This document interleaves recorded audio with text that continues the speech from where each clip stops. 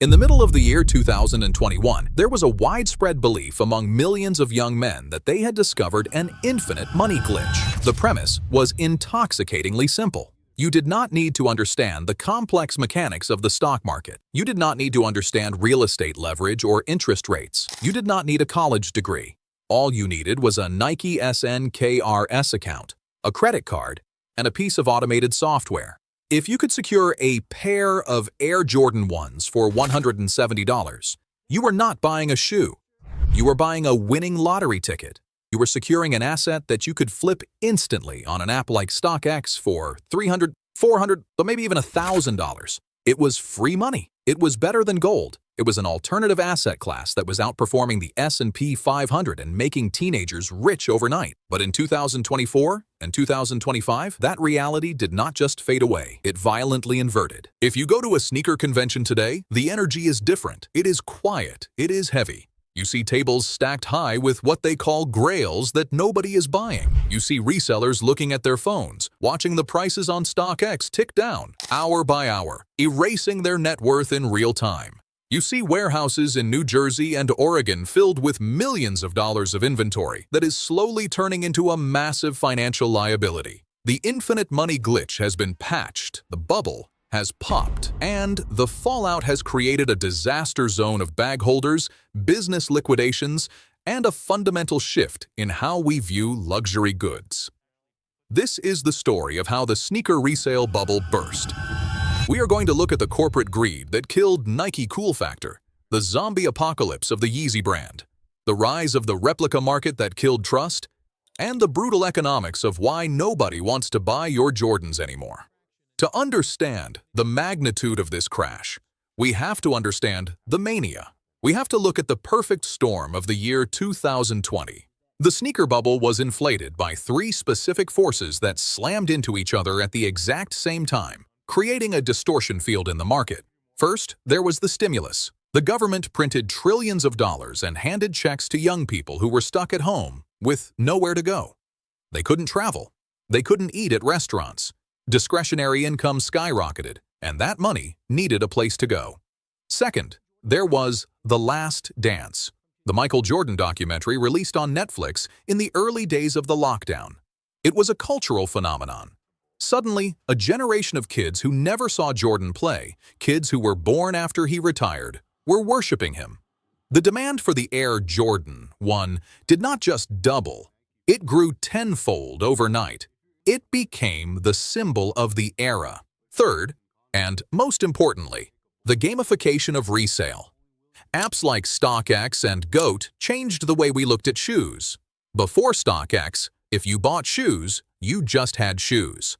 But StockX put a ticker tape on the screen. They gave you a portfolio view. They showed you green lines going up and red lines going down. They psychologically rewired the consumer brain to treat sneakers exactly like stocks. You stopped looking at the leather quality, the stitching, or the comfort. You stopped asking if you liked the shoe. You only looked at the spread, which is the difference between the retail price and the resale price. This created a feedback loop of absolute greed. People who had zero interest in fashion flooded the market. They were paper hand investors. They did not want the shoe. They wanted the profit. This birthed the era of the bot. To buy a pair of shoes, you had to join what was called a cook group. These were private Discord servers where you paid a monthly subscription fee, sometimes $50 or $60 a month, just to get information. Inside these groups, people bought and ran automated software bots. These programs could execute a purchase in milliseconds, faster than any human could click a mouse. They bought up every single pair of Nikes in existence, creating an artificial shortage. They held the supply hostage, forcing actual fans to pay a 300% markup. It felt sustainable. It felt like the new normal. But every bubble bursts when the supplier gets greedy. This brings us to the Nike printer. Nike is not a stupid company. They have some of the best data analysts in the world. And in 2021, they looked at the secondary market and they saw a problem. They saw resellers making billions of dollars. They saw StockX collecting transaction fees on Nike products. Nike realized that every time a shoe resold for $500, That was $330 of profit that they missed out on. So they made a strategic pivot that would eventually doom the market. It was called the direct-to-consumer offensive. Nike decided to cut out the middlemen. They slashed their allocation to Foot Locker and boutique stores. They closed accounts with small skate shops. They wanted everyone buying directly from the SNKRS app, so they could keep all the margin. And then they turned the production printers to maximum. They looked at the data to see what was selling. It was the Dunk Low, specifically the black and white colorway known as the Panda Dunk. In 2020, the Panda Dunk was a cool, somewhat limited shoe. It traded for $300. It was a flex, but Nike wanted that revenue, so they restocked it. The price dipped a little, then they restocked it again. Then again, and again. By 2023, Nike had restocked the Panda Dunk so many times that it became a meme. It became the NPC shoe. Walking down the street in Soho or Shoreditch, you would see 50 pairs in an hour. This exposes the fundamental law of hype, known as scarcity, creates value. When you make something ubiquitous, you kill its soul. Nike did not just meet demand, they drowned it. The Panda Dunk went from a $300 asset to a shoe you can walk into a mall and buy for retail. But they did not stop at dunks. They did it to the Holy Grail, the Air Jordan 1. For years, the Jordan 1 was the gold standard. You could not lose money on a Jordan 1 high. But Nike got lazy. They started pumping out 3, 4, 5 colorways a month. They started releasing Brotherhood ones, Heritage ones, Gore-Tex ones. They saturated the market with mids and weird color combinations that nobody asked for. They treated the customer like a bottomless pit of cash. Eventually, the customer got full. We reached a tipping point called market fatigue. People realized that if everything is special, nothing is special. The Heritage Jordan 1, which looks almost like the famous Chicago colorway, sat on shelves. It went on sale. Seeing a Jordan 1 on a discount rack creates a psychological shock. It breaks the illusion of invincibility. Once people realized they did not have to rush to buy on release day, the fear of missing out, or FOMO, evaporated. And without FOMO, the resale market cannot exist. While Nike was busy diluting its own brand, its biggest rival was committing accidental suicide. This brings us to the Yeezy zombie apocalypse. For a decade, the Yeezy partnership between Adidas and Kanye West, now known as Ye, was the only thing keeping Adidas relevant in the hype conversation. The Yeezy Boost 350 was the currency of the sneaker world. It was comfortable, it was hyped, and it held its value. Then came the meltdown. In late 2022, after Ye's erratic behavior and anti-Semitic comments, Adidas had no choice. They fired him. It was the correct moral decision, but it was a financial catastrophe. Adidas was left holding a bag that was reportedly worth $1.3 billion. Imagine a warehouse the size of a city, filled to the ceiling with shoes designed by a disgraced celebrity. Adidas could not burn them because the environmental backlash would be insane. They could not donate them without damaging the brand value. So they entered the zombie phase. Throughout 2023 and 2024, Adidas has been slowly releasing this dead stock. But the vibe is horrific. You are buying a shoe with no future. The partnership is dead. The creator is gone. You are buying the leftover inventory of a divorce. The market was flooded with Yeezys at the exact moment Yeezys became uncool. The Zebra $3 to $50, which used to resell for $1,500, were suddenly sitting on the Adidas-confirmed app for days. Resellers who had hoarded Yeezys in anticipation of the ban got absolutely wrecked. They bet on the forbidden fruit effect. They thought that because the shoes were banned, prices would skyrocket. They forgot that fashion is driven by social proof. Nobody wants to wear the uniform of a pariah when the trend has already moved on. And the trend has moved on. This is the third, and perhaps most fatal factor, the great vibe shift. Fashion moves in cycles. For 10 years, the dominant look was Hypebeast. It was skinny jeans, oversized hoodies, and high-top basketball sneakers. It was loud. It was colorful. It was logo-heavy. But Gen Z and young millennials got tired. We got tired of looking like clones. We got tired of wearing shoes that were designed in 1985 and are frankly uncomfortable. Have you ever worn a Jordan 1 for 8 hours? It is like walking on a brick. The technology is 40 years old. It is flat, hard rubber. A new trend emerged called Gorpcore and dad shoes. Look at what the cool kids in London, New York, and Tokyo are actually wearing in 2025. They are not wearing Jordans. They are wearing New Balance. They are wearing Asics. They are wearing Salomon and Hoka. Why is this happening? Because these brands offer something Nike stopped offering: quality and comfort. If you buy a Made in USA New Balance 990, the suede is buttery. The stitching is perfect. It feels like a luxury product. And crucially, you can just buy it. The New Balance consumer is different. They do not want to fight a bot. They do not want to pay resale. They want a good shoe. This shift towards quiet luxury and functional clothing killed the demand for loud, flashy basketball sneakers. Baggy pants took over. And here is a styling secret that killed the Jordan. High-top Jordan 1s look terrible with wide-leg pants. They are too high. They bunch up at the ankle. So the fashion silhouette changed, rendering the grail of the last decade aesthetically obsolete.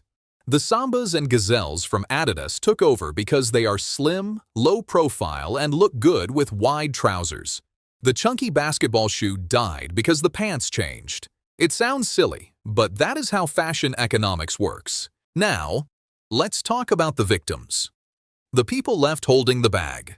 There is a tragic demographic right now, mostly young men between the ages of 16 and 25, who are sitting on investments that have turned to dust.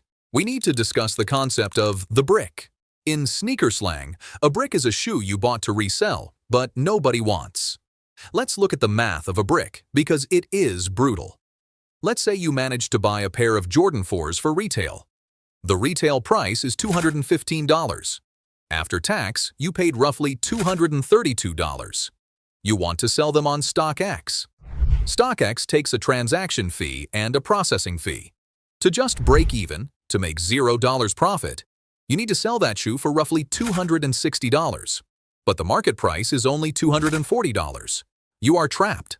If you sell, you lose $20. If you hold, you tie up your cash.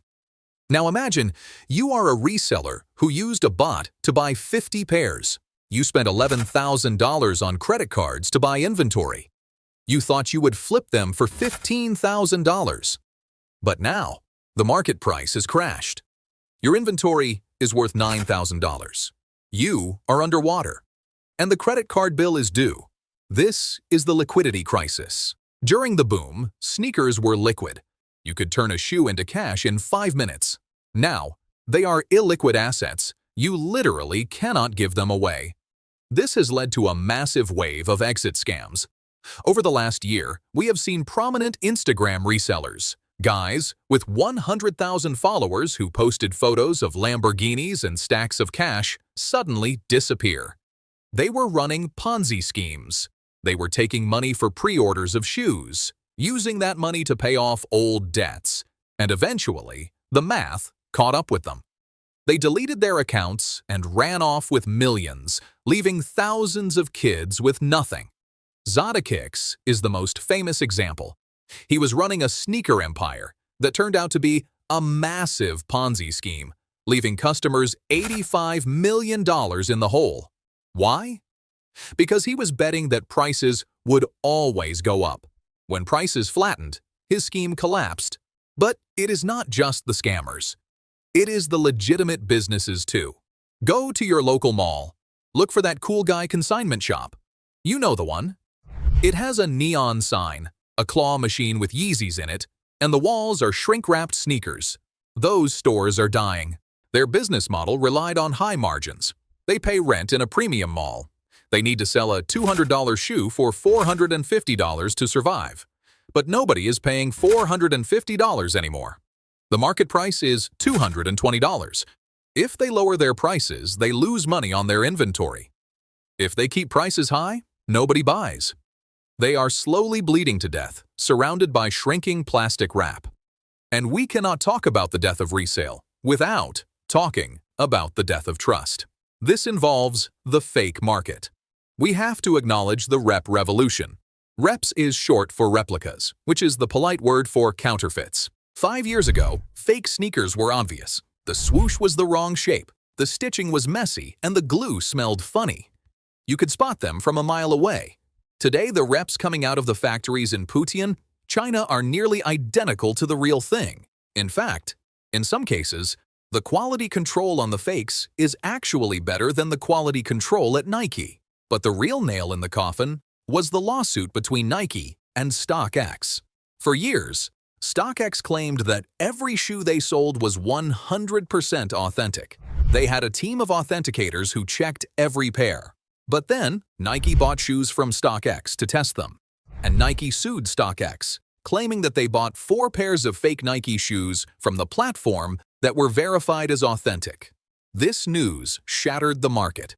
If the biggest marketplace in the world cannot tell the difference between a real shoe and a fake shoe, then why are we paying a premium? Consumers realized something terrifying. Why pay $600 to a reseller for a shoe that might be fake anyway? When I can buy a high-tier replica for $60 that looks exactly the same? The stigma of wearing fakes evaporated among Gen Z. They view it as beating the system. They view paying resale as getting scammed. When the counterfeit product is 99% identical to the authentic product, but 10% of the price, the investment value of the authentic product collapses. You cannot maintain a luxury asset bubble when the counterfeit is indistinguishable. So, where does this leave us? Is the sneaker game dead? No, the game isn't dead. But the casino is closed. We are returning to the natural order of things. Sneakers are becoming just shoes again. This is actually a good thing for 90% of people.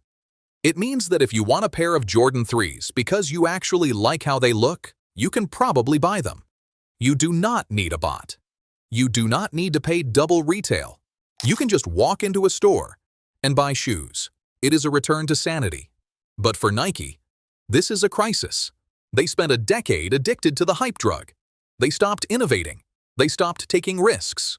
They relied entirely on the strategy of limiting the supply to increase the hype. Now, that strategy is broken. They can't artificially limit supply because people just won't care. And they can't increase hype because the cool factor is gone. Nike stock has taken a beating. They are announcing layoffs. They are scrambling to find the next big thing. But you cannot manufacture cool in a boardroom. Cool happens organically. And right now, organic cool is happening at New Balance, Asics, and brands that respect the consumer. The bubble has popped. The smoke is clearing.